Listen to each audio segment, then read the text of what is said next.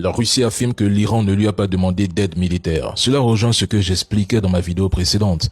Dans une interview à NBC qui date du 28 février, date de l'agression, le ministre iranien des Affaires étrangères a déclaré clairement que l'Iran n'a besoin de l'aide de personne. Selon lui, l'Iran entend faire face seul à l'entité et aux États-Unis. Autrement dit, les Iraniens n'ont pas besoin pour l'instant d'avions russes ou chinois dans leur ciel pour se défendre. Et c'est leur droit.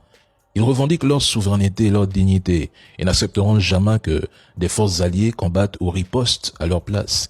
Si dans certains pays africains ou européens, il est courant que la France ou les États-Unis interviennent pour vous sauver, en Iran, ce n'est pas ainsi que les choses sont perçues. Le pays se voit comme un empire, héritier de la civilisation perse. Par ailleurs, l'Iran et la Russie ont signé un traité de partenariat stratégique global le 17 janvier 2025. Dans le volet défense et sécurité, ce traité prévoit une coopération militaro-technique, des exercices conjoints, y compris dans l'océan Indien, comme ceux de fin février 2026 avant l'agression américano-entité, ainsi qu'une coordination en matière de renseignement et de lutte contre les terreaux. Et les Russes les soutiennent très bien dans ce volet. Les deux pays coopèrent étroitement en matière de renseignement. Même avec la Chine, bien avant la guerre, la Chine avait déjà fourni des images satellites à l'Iran, y compris des images de matériel militaire américain et autres, afin de l'aider dans la planification défensive et offensive.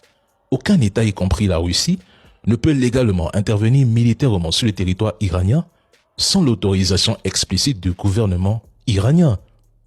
Ce n'est pas possible.